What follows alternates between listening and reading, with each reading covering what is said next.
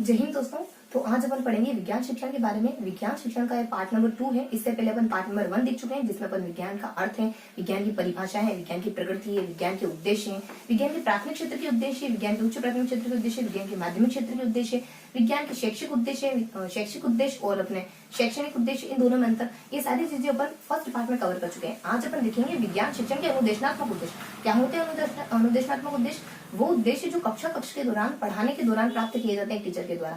अगर आपने आज से पहले अनुदेशनात्मक उद्देश्य पढ़े हुए हैं तो भी इस वीडियो में अपन हर एक शब्द को देखेंगे। अगर आपको कहीं पे भी कंफ्यूजन है विज्ञान शिक्षण के अपने अनुदेशनात्मक उद्देश्यों को लेकर, जो कि अपने ज्ञान आता है, बोध आता है, ज्ञान उपयोग आ जाता है, कौशल आ जाता है, रुचि आ जाता है, उसके बाद अभिवृत्ति के बारे में आ जाता है, उसके बाद दृष्टिकोण के बारे में आता है, प्रशंसा के बारे में आता है। देखो बहुत बार ऐसा होता है कि शब्द आपस में मेल जोल खाते हैं, जैसे कि गलती को पहचानना। अगर आपने इससे पहले विज्ञान शिक्षण विद्या पढ़ी है ना, तो आपने 5 सवालों का जवाब दो कि कौन से उद्देश्य किस कैटेगरी के अंदर आते हैं। सबसे पहला गलती स्वीकार करना किस में आता है? प्रशंसा में आता है, या फिर दृष्टिकोण में आता है, या फिर अभिरुचि में आता है, या फिर ज्ञानात्मक में, या फिर अवबोध में, किस कैटेगरी में आता है?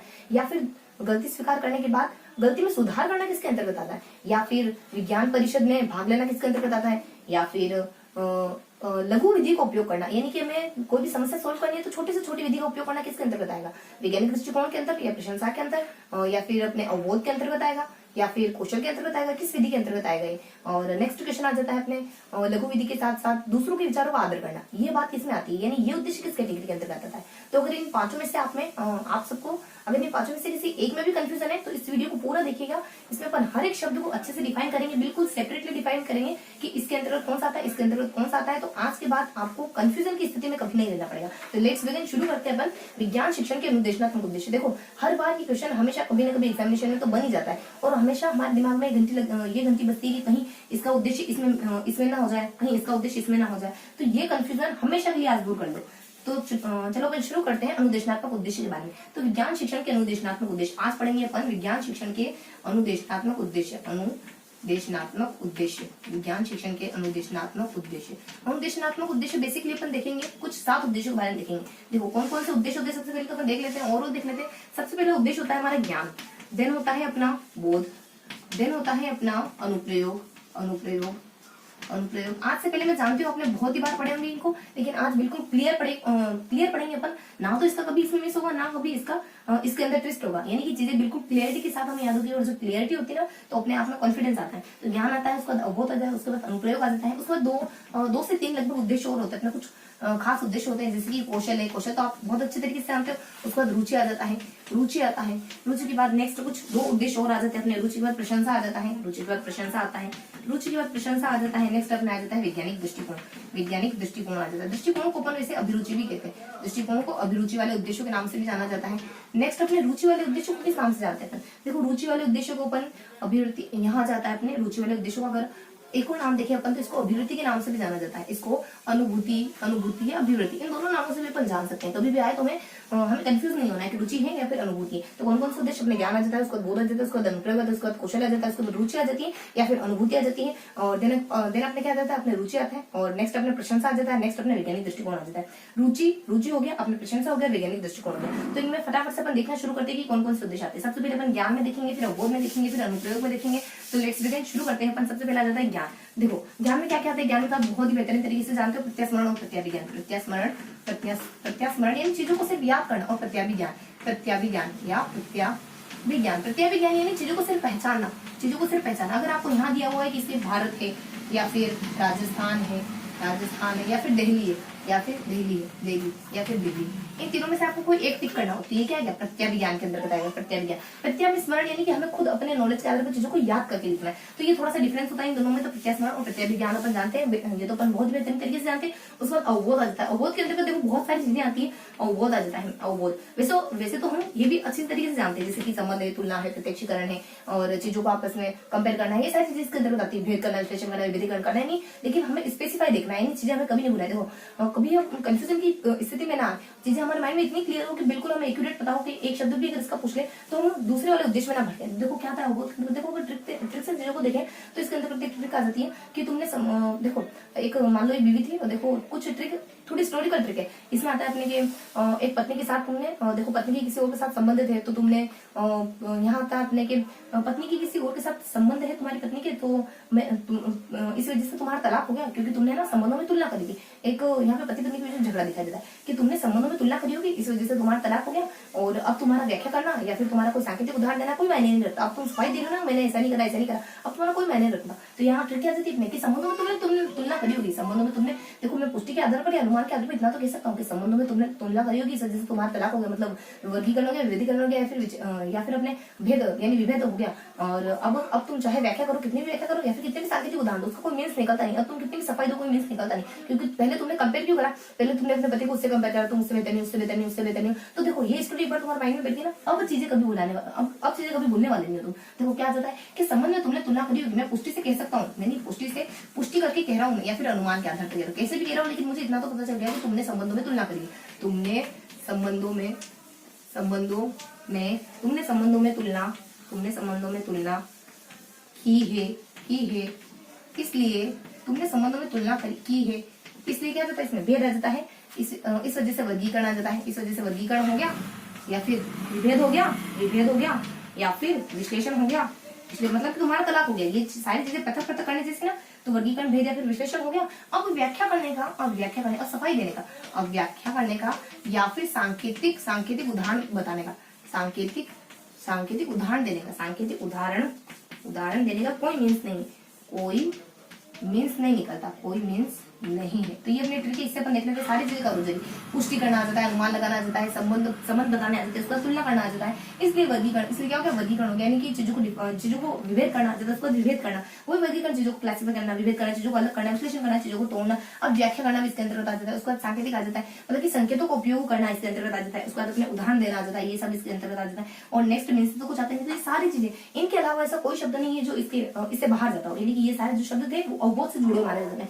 अगर कहीं पे भी हमें दिक्कत होती है तो हमें एक बार बस ट्रिक माइंड में रिकॉल करने की ट्रिक क्या है, वैसे ट्रिक को भी एज इट इज याद रखने की जरूरत होती नहीं है, बस एक बार स्टोरी घूम जाए हमारे माइंड में कि तुमने ना संबंधों में तुलना करी होगी, इस वजह से तुम्हारा तलाक हो गया, तलाक से तुम्हें सारे शब्द याद आएंगे, क्या क्या, विभेद करना, वर्गीकरण करना, विश्लेषण करना, इस तरह की कुछ ट्रिक होती है अपने अवबोध के बारे में। नेक्स्ट अपन देख लेते हैं अवबोध की बात किया जाता है अपने, अगला क्वेश्चन आ जाता है अपने, अगला आता है अपने, देखो ज्ञान आ जाता है, उसको अवबोध आ जाता है, उसका अनुप्रयोग आता है। अनुप्रयोग के अंतर्गत क्या कहता है, उससे छोटा सा वीडियो है लेकिन हाँ काम का है, आपको हमेशा ये चीजें ध्यान रखने के लिए बहुत मदद करेगा। अनुप्रयोग के अंतर्गत क्या जाता है, वही अपने पति पत्नी की ट्रिक चल रही थी, पति पत्नी की ट्रिक क्या चल रही थी कि अब तुमने संबंधों में तुलना कर दी, तुम्हारा तलाक हो गया और तुम अब सफाई दे रही हो, और फिर अपन कहते हैं पति को, अपन कोस रहे क्या कहते हैं पति को कि तुम्हें ना, तुमने अगर तुम्हारी पत्नी पे तुमने शक करा तो तुम्हें इसकी पहले जांच पड़ताल कर लेते अच्छे से, तुम तो उपयुक्त विधि से जांच पड़ताल करते, और तब अगर तुम संबंधों में, अगर तब तुम उसका पत्नी का तुम्हारा किसी और के साथ रिलेशन बताते ना तो ज्यादा अनुरूप होता। लेकिन तुमने तो क्या करा, दो चार लोगों की बातों पर यकीन कर लिया और समस्या का समाधान कर लिया, उससे तलाक ले लिया। तो ट्रिक क्या है अपने कि अगर तुम उपयुक्त विधि से जांच पड़ताल करके उपयुक्त विधि से जांच पड़ताल करके क्या करते, उपयुक्त विधि से जांच पड़ताल करके अगर संबंध बताते कि उसका उसके साथ संबंध है, संबंध बताते तो ज्यादा अनुकूल होता, तो अधिक अनुरूप होता। लेकिन तुमने क्या करा, तीन लोगों की बातों पर विश्वास करते, उन्होंने मुझे इतनी बार कहा, उन तीनों ने मुझे इतनी बार शिकायत करी उसकी, और ऐसे मैंने समस्या का समाधान किया। तीन लोग, यहाँ पे तीन व्यक्ति कौन है, उन तीन व्यक्तियों का नाम सामान्य नाम नहीं क्या है, आगमन है, निगमन है, उसके बाद अपने एक व्युत्क्रम विधि है, देखो यहाँ विधियों के नाम होंगे, आगमन है, उसका निगमन है, उसके बाद क्या है व्युत्क्रम विधि, उसके बाद क्या है व्युत्क्रम विधि है कि गणना के आधार पर समस्या का समाधान कर लिया, कि गणना के आधार पर समस्या का समाधान कर लिया, जो कि सरासर गलत था। गणना के आधार पर समस्या का क्या कर लिया तुमने, समस्या का समाधान कर लिया, जो कि सरासर गलत था, समस्या का समाधान कर लिया जो बिल्कुल भी सही नहीं था अकॉर्डिंग टू मी, है ना। तो उपयुक्त विधि यानी अनुप्रयोग के अंतर्गत आता है, यानी जब आपको टीचर अनुप्रयोग के अंतर्गत आता है कि आप किसी भी समस्या को सोल्व करो ना, तो एकदम एक्यूरेट, एकदम अप्रोप्रिएट विधि का उपयोग करो, है ना, इधर उधर नहीं भटकना, बिल्कुल सही विधि, जो भी सही विधि है उस विधि का उपयोग करोगे। उपयुक्त विधि से जांच पड़ताल किसको कहते हैं, विश्लेषण करना है, कोई कहते हैं जांच पड़ताल, यानी कि जांच पड़ताल यानी विश्लेषण, चीजों को विश्लेषित करोगे करके संबंध बताना, इसमें भी देखो संबंध बताना आ जाता है, यानी कि संबंध बताना यहाँ आ जाता है। अनुप्रयोग का मतलब कि संबंध बताना, चीजों में आपस में कोरिलेशन बताना, उसके बाद अधिक अनुरूप, देखो अनुरूप यानी कि प्रदत्तों का अनुरूप देखना, इन प्रदत्त आंकड़े क्या होते हैं, आंकड़े कितने अनुरूप है, यानी शिक्षण विधि में हमने जो आंकड़े इस्तेमाल करे वो कितने अनुरूप है या फिर अधिक है, कितने कितनी यानी प्रदत्तों की यानी आंकड़ों की अधिकता है या आंकड़ों की अनुरूपता है। आंकड़े व्यवस्थित रूप से इस्तेमाल सही तरीके से इस्तेमाल किए गए या फिर बहुत ज्यादा एक्सेस में इस्तेमाल कर लिए गए। उसके बाद आगमन है, निगमन है, इन विधियों का उपयोग करना जाता है। और व्युत्क्रम विधि का उपयोग करना, व्युत्क्रम विधि यानी एक विधि अगर सही साबित नहीं हो तो उसके स्थान पर कोई दूसरी विधि, उसको पैरेलल दूसरी विधि, आगमन विधि से बात नहीं बनी, निगमन इस्तेमाल, संश्लेषण की बात नहीं बनी तो आप विश्लेषण का इस्तेमाल, उसके व्युत्क्रम यानी उसके समानुपाती कोई भी अन्य विधि को अपना लेना। उसके बाद विधि की गणना के आधार पर गणना करना, चीजों को गिनना, गणना के आधार पर संप्रज्ञाओं का समाधान कर लिया। गणना के आधार पर समस्या का समाधान यानी समस्या का समाधान करना और समस्या समाधान की विधि अपनाना, समस्या को टैकल करने में किसी भी टॉपिक को पढ़ने के लिए समस्या समाधान की विधि को अपनाना और समस्या समाधान अपनी खुद की समस्या अपने खुद के हिसाब से समाधान कर लेना। तो अनुप्रयोग के अंतर्गत क्या आ जाता है, यानी उपयुक्त विधि से जांच पड़ताल करके संबंध बताना अधिक अनुरूप था, लेकिन तुमने क्या करा, आगमन, निगमन और व्युत्क्रम इन तीनों की बातों में आकर इन तीनों की गणना के आधार पर तुमने समस्या का समाधान कर लिया, जो कि बिल्कुल भी उचित नहीं था। तो इसमें आ जाता है अपने अनुप्रयोग की कैटेगरी में आ जाता है। नेक्स्ट क्या आ जाता है, अपने अनुप्रयोग के बाद आ जाता है कौशल, जो कि अपन सब जानते हैं। कौशल में क्या आता है, कौशल में उपकरण आ जाता है, तालिका आ जाती है, सारणी आ जाती है, जो कि अपन नहीं देखेंगे। कौशल में क्या था, उपकरण या सारणी है, तालिका है, ग्राफ है, चार्ट है, इन सबका उपयोग करना कौशल के अंतर्गत आ जाता है। तो ये तो अपन नहीं देखेंगे। नेक्स्ट आ जाता है अपने कौशल के बाद क्या आता है, अपने कौशल के बाद देखो 3 उद्देश्य बहुत ज्यादा इंपॉर्टेंट होते हैं। तुम्हारा रुचि आता है, रुचि को अपन अनुभूति भी कह सकते हैं, रुचि को अपन अनुभूति वाले उद्देश्य भी कह सकते हैं और उसके बाद प्रशंसा वाले उद्देश्य आ जाते हैं। देन अपने आ जाता है दृष्टिकोण। देखो रुचि में क्या है, तो रुचि में क्या है, मैं आपको एक क्वेश्चन देती हूँ कि आपको एक वैज्ञानिक है और एक भावना है, इन दोनों में कोई सिमिलरिटी बतानी है, वो भी संक्षेप में बतानी है, तो क्या बताओगे आप। तो देखो इसकी ट्रिक भी ये कि अपने वैज्ञानिक आनंद आ जाता है, आनंद वैज्ञानिक और आनंद वैज्ञानिक में जानती हूँ आपको उद्देश्य भली बात याद हो गया, लेकिन एक बार ट्रिक से देखने में जाता ही क्या है, अगर चीजें बहुत व्यवस्थित तरीके से याद रही, बहुत एक्यूरेट तरीके से याद रही, अगर एक ही बार में देखने पर तो क्या दिक्कत है। तो आनंद, देखो आनंद वैज्ञानिक यहाँ होता जाता है, आनंद वैज्ञानिक व भावना की समानता के आधार पर तुलना। समानता संक्षेप में बताओ, समानता आपको बतानी है लेकिन बिल्कुल शॉर्ट में बतानी है, संक्षेप में बताओ। तो आपने क्या बताया, हाँ मैं बताता हूँ। देखो वो क्या करती है कि तार्किक तरीके से रूल करती है, यानी कि वो जो शासिका थी ना, रूल थी, वो तार्किक थी, बिल्कुल तार्किक, एकदम लॉजिकल थी।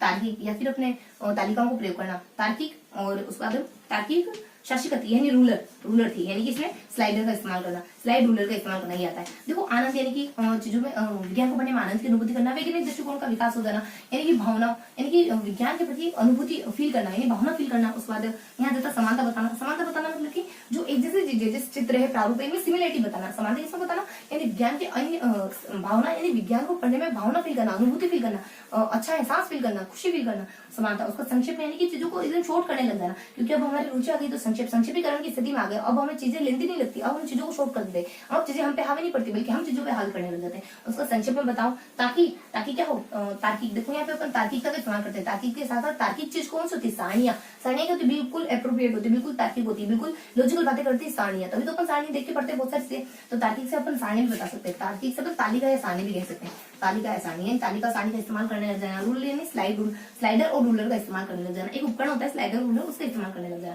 तो ये सब रुचि और अनुभूति के अंदर क्या आता है, इसमें एक क्वेश्चन आता है कि वैज्ञानिकी और भावना के आपस में समानता बताओ, बिल्कुल संक्षेप में समानता बताओ। आपने क्या बताया कि वो तो तार्किक शासिका थी अपने जमाने की, तो यहाँ जाता अपने रुचि और अनुभूति के आधार पर आ जाता है। नेक्स्ट क्या आता है अपने, देखो नेक्स्ट प्रशंसा से संबंधित कुछ उद्देश्य आ जाते हैं। प्रशंसा से यहाँ कौन आते हैं, देखो प्रशंसा में आपके कोई भाई साहब आते हैं, उनको किसी ने कहा विज्ञान परिषद ने, किसी ने क्या विज्ञान परिषद तो उनको कहा कि आप ऐसा करो कि गणित के विज्ञान के साहित्य पर लेख लिखो। तो उन भाई साहब ने क्या करा, तो उन भाई साहब ने लघु जो अपनी पहेली वगैरह था उस पर साहित्य लिख दिया, इतना पढ़ लिया। अब ये गलती क्यों करी, बहुत ज्यादा पढ़ लिए थे, उनको कहा कुछ था, कहा कुछ और, करा कुछ और। तो क्या जाता अपने कि देखो यहाँ जाता अपने विज्ञान साहित्य ने, विज्ञान परिषद ने, यहाँ जाता अपने विज्ञान परिषद ने क्या था, यहाँ पे विज्ञान परिषद ने भाई साहब को गणित साहित्य विज्ञान साहित्य के ऊपर लेख लिखने को कहा था, विज्ञान साहित्य पर लेख लिखने को कहा था, विज्ञान साहित्य पर लेख लिखने को कहा था, लेख लिखने को कहा था। और भाई साहब ने तो सिलेबस से बाहर जाकर यानी पाठ्यक्रम से बाहर जाकर क्या करा उन्होंने, पाठ्यक्रम से बाहर जाकर लघु पहेली पर क्या कर दिया, लेख लिख दिया, लघु पहेली पर लेख लिख दिया। ये तो होना ही था, क्या करा उन्होंने, ये तो होना ही था, क्योंकि अतिरिक्त अध्ययन जो कर लिया है उन्होंने,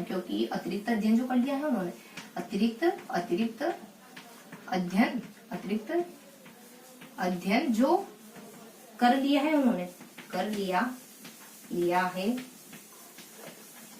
उन्होंने, याद रखिए। देखो क्या कहते हैं इसमें, विज्ञान परिषद, यानी विज्ञान परिषद की गतिविधियों में भाग लेना किसमें, प्रशंसा के अंतर्गत आ जाता है। उसके बाद भाई साहब ने विज्ञान परिषद के अंदर भाग लिया, विज्ञान साहित्य को रुचि से पढ़ने लग जाते हैं। उसके बाद लेख लिखते हैं विज्ञान साहित्य के ऊपर, लिखने को कहा पर उन्होंने क्या करा, पाठ्यक्रम के ऊपर, पाठ्यक्रम से बाहर जाके चीजें अपन पढ़ने लग जाते हैं, रुचि आ जाती है पाठ्यक्रम से बाहर जाकर रुचि।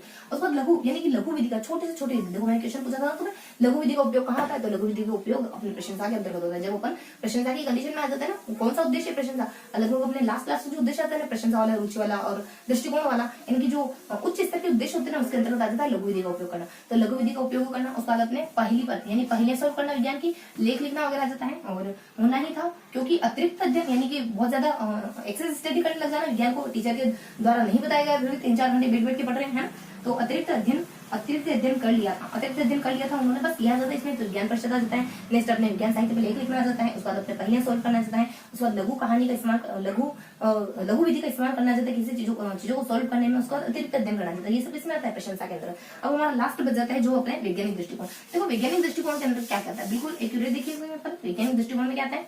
वैज्ञानिक दृष्टिकोण में क्या कहता है, देखो इसमें 2 ट्रिक्स आती है। एक आती है बच्चे से जुड़ी हुई वैज्ञानिक दृष्टिकोण, और एक आती है किसी अंधविश्वासी महिला से जुड़ी हुई। देखो यहाँ बच्चा से आपने कि देखो कोई अपने बहुत समझदार बच्चा ना, क्लास में रहती है अपना मॉनिटर टाइप के बच्चे, उनके पास जाकर अपना बैक बेंचर बच्चा कह रहा है कि तुम तो सामाजिक में भी अच्छे थे, मतलब कि तुम पढ़ने में अच्छे थे, तुम सोशल एक्टिविटी में अच्छे थे, तो तब तुम इतने ही अच्छे थे तो तुमने विज्ञान परिषद को बढ़ावा क्यों नहीं दिया। इस तरीके से क्वेश्चन कराएगा बच्चा। देखो यहाँ होता है कि अगर तुम इतने ही अच्छे थे, तुम तो पढ़ाई वह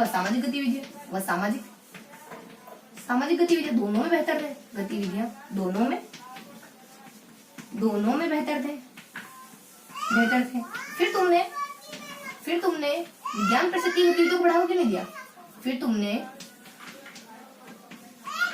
विज्ञान परिषद की गतिविधियों को बढ़ावा क्यों नहीं दिया, गतिविधियों को बढ़ावा क्यों नहीं दिया, क्यों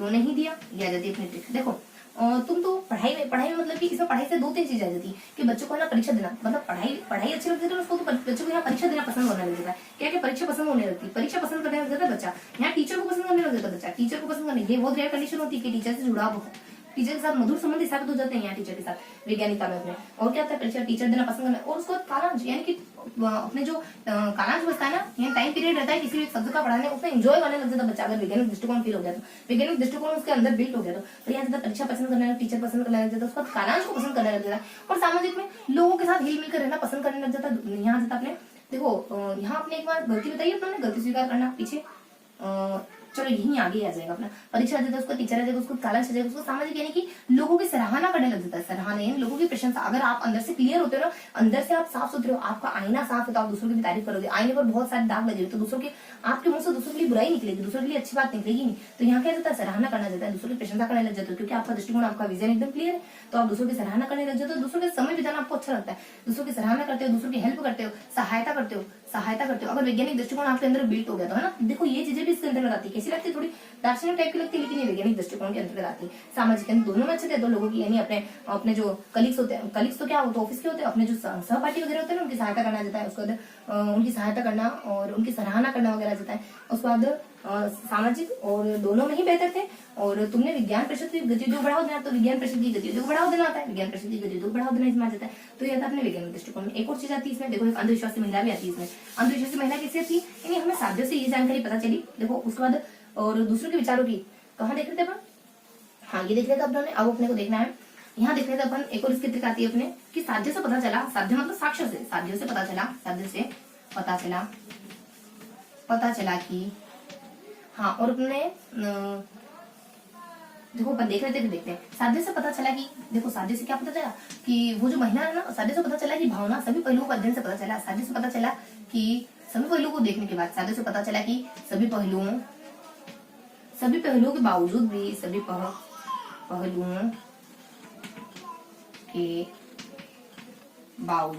पहलुओं के बावजूद भी भावना अंतिम समय में एक आदत, भावना की अंतिम समय में भी एक गलत आदत थी अंधविश्वास। कौन सी आदत? अंधविश्वास। अंतिम समय में भी वो सब कुछ छोड़ गई लेकिन अंधविश्वास अपने साथ ले गई। अंधविश्वास क्या है? साध्यों ने किसी बात को ऐसे नहीं मानना है, तर्कों के आधार पर, साध्यों के आधार पर, तर्क के आधार पर, कोई तर्क की कसौटी पे कोई चीज खरी उतर के देना आप मानोगे, तब उससे पहले आप नहीं मानोगे। देखो अपने एक व्यक्ति पे आते हैं अपने ब्रूनर, खोज उपागम के जनक माने जाते हैं ब्रूनर, उनके द्वारा वो संरचनावादी भी होते हैं, व्यवहारवादी भी होते हैं। वो यही कथन कहते हैं कि आप ज्ञान को तब तक मत मानो जब वो आपकी कसौटी पे खरा नहीं उतर जाए, क्योंकि कोई भी चीज अपन कब मानते हैं? जब वो हमारी नजर में सही होती है। तो जब तक आपकी नजर में कोई चीज सही नहीं है तब तक आप नहीं मानते और मानना भी नहीं चाहिए। तो यहाँ जो साध्यों से पता चलता है कि पहलुओं के यानी कि सभी पहलुओं के बावजूद, यानी आपको सभी पहलुओं को पहले अच्छे से ऑब्जर्व करना है, सभी पहलुओं को देखना है, सभी पहलुओं का विश्लेषण करना है, देन आपको कोई बात पर विश्वास कायम करना है। तो सभी पहलुओं के बावजूद भी भावना, यानी कि दूसरों की भावना का आदर करना, मैंने कहा था ना भावना का आदर किसमें आता है? ज्ञानी दृष्टिकोण। दूसरों की भावना का आदर करना, दूसरों के विचारों का आदर करना, यह जाता है। भावना के अंतिम समय भी एक गलत आदत थी। गलत मतलब कि गलती को स्वीकारना आ जाता है। यहाँ पे क्या था? गलती को स्वीकारना आ जाता है। और वहां देखो अपन देखते हैं गलती को स्वीकारना, गलती को सुधार कहाँ तक बताती हूँ। नहीं, भावनाओं के अंतिम समय में भी, अंतिम समय यानी किसी को अंतिम सत्य नहीं मानना, क्योंकि अंतिम सत्य कुछ होता ही नहीं। हर सत्य तब तक सत्य है जब तक वो जुटलाया नहीं जा सकता। तो अंतिम सत्य किसी को नहीं मानना एक गलत आदत थी। मतलब कि दूसरों की अपने आप की गलती स्वीकार करना, यानी बेहिचक सबके सामने अपनी गलती स्वीकार करना। अगर गलती है तो नहीं है तो नहीं करना, डंके की चोट पर कहना हाँ सही है, अगर गलत है तो डंके की चोट पर ये भी स्वीकार करना कि हाँ गलत है। उसके बाद गलत आदत यानी कि साफ सफाई से करने की आदत विकसित हो जाना बच्चे में। उसके बाद अंधविश्वास है नहीं, अंधविश्वास को फॉलो करना। तो ये था अपने वैज्ञानिक दृष्टिकोण के अंतर्गत आने वाली चीजें। हाँ, और अपन कहा देखते थे एक गलती में सुधार करना किसके? तो बोध के अंतर्गत आ जाता। अपने उठे थे ना कि तुमने अपने संबंध बताया कि मेरे को पता चल गया, मैंने या तो अपने पुष्टि के आधार पर कहूँ या अनुमान के आधार पर, लेकिन मेरे को एक बात तो पता चल गई कि तुमने अपने संबंधों में किसी से कंपैरिजन करा है, इस वजह से तुम्हारा वर्ग है, विभेद है, वर्गीकरण मतलब कि विभेदीकरण हो गया, विश्लेषण हो गया, और उसका वर्गीकरण है, विश्लेषण है और विभेदीकरण हो गया तुम्हारा। और अब तुम्हारा मतलब कि व्याख्या करना या फिर सांकेतिक उदाहरण देना, मतलब ये कोई मायने नहीं रखता है। तो यहाँ ज्यादा इसी क्षेत्र में मतलब तुमने गलती कर दी इस तरीके से संबंधों में तुलना करके। तुम्हें करना नहीं चाहिए था, संबंधों में तुम्हें तुलना नहीं करनी। वैसे सही बात है, कभी भी अपने रिलेशनशिप में कंपैरिजन नहीं करना, आप उससे बेहतर हो उससे कम हो ऐसे नहीं करना। जो जहाँ है बस उतना सही है, ये देखना है अपने को। जो जैसा मिला है उसी में खुश रहना। वो ताहि विधि राखे राम, आपने सुना होगा, अपने भारतीय दर्शन में तो बहुत अच्छी कोटेशन है कि सीताराम सीताराम सीताराम कहिए, ताहि विधि राखे राम, जाहे विधि रही है ना। तो जैसी कंडीशन है उन कंडीशनों को बदलना है। यानी कि कभी भी समस्या तब तक होती है जब आप उससे जूझना, जब आप उनसे निपटना न जानते हो, है ना। समस्या कब तक? नदी में डूबने से मौत नहीं होती, मौत तब होती है जब आप पानी में तैरना न जानते हो, पानी की गहराई में डूब जाते हो। तो यहाँ पर अपने अंधविश्वास के बारे में जानकारी करती जाती है कि यहाँ अपने वो जो अंधविश्वास को पर नहीं मानने लग जाते हैं। यहाँ आ जाता है अपने बोध द्वारा, यानी गलती को स्वीकारता है, यानी शुरुआत में वो गलती को सुधारता है, वहां वो गलती को सुधारता है। उसने गलती कर दी थी अपने संबंधों में तुलना करके, तो वो फिर सुधारने की कोशिश करी, व्याख्या कर रही है, उदाहरण दे रही है, मतलब एक्सप्लेनेशन दे रही है, लेकिन बात बन नहीं की। तो वहां ज्यादा गलती को सुधारना। और यहाँ ज्यादा वैज्ञानिक दृष्टिकोण में कि गलत यानी एक गलत आदत लेकर मर गई, वो कौन सी? अंधविश्वास की गलत आदत। मतलब आ जाता है कि गलती को स्वीकार करना, एक्सेप्ट करना, तहे दिल से मानना कि हाँ गलती मेरी थी, ठीक है। तो यह अपने वैज्ञानिक दृष्टिकोण। उसका अगर आप विज्ञान पढ़ते हो ना तो कुछ 2-3 अच्छी बातें और आप में विकसित हो, कुछ अच्छी आदतें हो जाती है, जिससे शुद्धता आ जाती है आपने। शुद्ध बिल्कुल काम आप साफ सफाई से करते हो, नेक्स्ट करते हो तो आप समय पर करते हो, काम समय पे करते हो। उसका नियमित वही नियमितता पैरेलल शब्द लिखे, हाँ नियमितता भी ध्यान रखना है। उसका शुद्ध एकाग्र होकर करते हो, एकाग्र होकर काम करने लग जाते हो। उसके बाद ये कुछ आदतें होती है, जब आप विज्ञान पढ़ते हो तो आपके अंदर इनबिल्ट होने लग जाती है ये आदतें। इस तरीके से करते हो ना तो आपके अंदर पॉजिटिविटी क्रिएट होती है, और वो पॉजिटिव वाइब आपसे बहुत सारे और छोटे मोटे अच्छे काम और करवाने लगती है। कहते हैं ना कि एक बार सही रास्ते पर चलने लगे तो उसी रास्ते पर आगे बढ़ जाओगे, अगर गलत रास्ते पर आगे बढ़ते तो उसी रास्ते पर आगे बढ़ जाओगे। कहते हैं ना कि यूनिवर्स आपको सेम चीजें ट्रांसफर करती है। अगर आप पॉजिटिव हो तो आपके आसपास के लोग, आपके आसपास का ऑरा पॉजिटिव हो जाएगा, आपके आसपास अच्छी चीजें हैपन होने लग जाएगी। कहते हैं ना कि किसी चीज को पूरी दिल से चाहो तो पूरी कायनात उसको मिलाने की साजिश होने लग जाती है। तो ये कुछ बातें होती है। देखो ऐसा नहीं होता है कि जो चीज हमें पता नहीं है वो चीज होती नहीं है। जो चीज अपन तर्क की कसौटी पर नहीं खरी उतार पाए ना तो होती नहीं। हो सकता है कि हमारे तर्क ही कम पड़ जाए उस चीज को लेकर के, हमारे तर्कों का दायरा उतना हो ही ना कि वो चीज हमसे एक्सप्लोर हो पाए। तो बहुत सारी चीजें इस यूनिवर्स में एग्जिस्ट करती है, जस्ट बिकॉज कि अपन उसको फील नहीं कर पाते, तो वो ऐसा नहीं हो सकता कि वो चीजें है नहीं, है ना। तो ये थोड़ी सी अपनी दार्शनिक से बातें हो जाती है। तो ये था हमारा आज का पूरा सेशन, जिसमें हमने किस के बारे में देखा, देखो फटाफट से रिवाइज कर लेते हैं। इसमें अपने क्या क्या देखा? सबसे पहले इसमें अपने ज्ञान के बारे में देखा, देन अपने अवबोध के बारे में देखा, देन अपने अनुप्रयोग के बारे में देखा, उसके बाद कौशल के बारे में तो तालिका वगैरह का उपयोग करना, देन अपने रुचि के बारे में देखा, देन अपने प्रशंसा के बारे में देखा, देन अपने वैज्ञानिक दृष्टिकोण के बारे में देखा। ज्ञान के बारे में तो देखो क्या क्या देखा। ज्ञान के बारे में तो बिल्कुल बेसिक चीजें आती थी। प्रत्यक्ष ज्ञान बहुत बार हमें क्या करना होता है? सिर्फ और सिर्फ टिक मार्क करना होता है। बहुत बार हमें क्या करना होता है? खुद चुन के लिखना होता है, खुद याद करके लिखना होता है। एक शब्द में उत्तर देना है लेकिन खुद याद करके देना। नेक्स्ट आ जाता है अपने अवबोध के अंदर। क्या क्या जाता है? यानी अवबोध नहीं आ जाता कि तुमने ना, मैंने क्रमबद्ध तरीके से व्यवस्थित अध्ययन करा तो मुझे तुम्हारी गलती पता चल गई। क्या जाती है तुम्हारी गलती, तुमने संबंधों में तुलना करी, इस वजह से तुम्हारा वर्गीकरण विश्लेषण और विच्छेदन हो गया। और अगर तुम्हारा विच्छेदन हो गया, तुम चाहे कितनी भी सफाई दो, कितनी भी व्याख्या करो, कोई मतलब नहीं निकलने वाला। ये आ जाती है एक्टिविटीज में। उसके बाद अपने अनुप्रयोग के अंतर्गत क्या जाता है, यहाँ अनुप्रयोग पतिदेव जी की गलती आ जाती है कि तुम्हें जांच पड़ताल करके फिर संबंध, अगर जांच पड़ताल करके तुम संबंध ढूंढते उसके किसी के साथ तो ज्यादा ठीक होता, लेकिन तुमने क्या करा, किसी और की बातों में आकर के उसको गलत साबित कर दिया। इस तरीके से समस्या का समाधान तो हम ही कर सकते हैं। उसके बाद हमें क्वेश्चन में तो हमें पता है तालिका वगैरह, चार्ट वगैरह, ग्राफ वगैरह, गणना करना वगैरह, ये सब आ जाता है। उसके बाद नेक्स्ट क्या जाता है, रुचि के अंदर। रुचि में एक क्वेश्चन आया था हमारा, क्या विज्ञान, एक वैज्ञानिक आनंद नाम का वैज्ञानिक था और एक भावना नाम की लड़की थी, उन दोनों में समानता बताने की बिल्कुल छोट में था। आपने क्या बताया कि वो तार्किक तरीके से रूरल करती, तार्किक तरीके की शासिका थी अपने जमाने की। तो यह जाता आपने सारा कुछ रुचि के अंदर। उसके बाद अपने प्रशंसा के अंदर किया, आपके भाई साहब को विज्ञान परिषद ने कहा कि लेख लिखो, तो उन्होंने लघु विज्ञान साहित्य के ऊपर लेख लिखना कहा था, लेकिन उन्होंने तो लघु कविता के ऊपर लेख लिख दिया। और ये सब तो होना ही था क्योंकि वो तो बहुत ज्यादा पढ़ चुके थे ना, तो इस वजह से ऐसा कुछ कर रहे थे। और अब अतिरिक्त अध्ययन जो कर चुके थे, इस वजह से ऐसा कर, सिलेबस के बाहर जाके भी लिख दिया उन्होंने, जबकि उनको लिखना तो नहीं चाहिए था। उसका देखो क्या, और उसका अपने राष्ट्र दृष्टिकोण बताते थे। दृष्टिकोण में क्या था, दृष्टिकोण में दो आते, एक तो अपने अंधविश्वास से महिला, एक बच्चा आता है जो बहुत अच्छा होता है हर क्षेत्र में। तो एक बच्चा देता है, उससे अपने बैकबेंचर आके कहता है कि तुम तो पढ़ने में अच्छे हो, तुम सामाजिक अनुभव, सामाजिक व्यवहार करने में अच्छे हो, तो तुम फिर विज्ञान परिषद को बढ़ावा क्यों नहीं देते। पढ़ने में अच्छा मतलब कि टीचर को पसंद करता है, परीक्षा को पसंद करता है, कालांश को ज्यादा इंजॉय करने लग जाता है। उसके बाद सामाजिक मतलब कि दूसरों की प्रशंसा करता है, दूसरों को सराहना करता है, बच्चों के साथ हेल्पफुल तरीके से काम करता है, बच्चों की हेल्प करता है ना, और दूसरों बच्चों को सिखाना, अच्छा सिखाने में मजा फील करने लग जाता है। तो ये सारी चीजें आती है अपने इस कैटेगरी में। नेक्स्ट अंधविश्वास से महिला, मेरे को साक्ष्यों से जानकारी मिली कि बाकी सारे पहले तो ओके, लेकिन तुम्हारे मरने से पहले एक गलत आदत नहीं गई, वो थी हमारी अंधविश्वास। तो ये था हमारा पूरा सेशन जो कि हमारे अनुदेशनात्मक उद्देश्यों के बारे में था। तो आई होप आपको आज का सेशन पसंद आया होगा। फिर मिलेंगे ऐसे ही किसी अगले सेशन में, तब तक के लिए जय हिंद।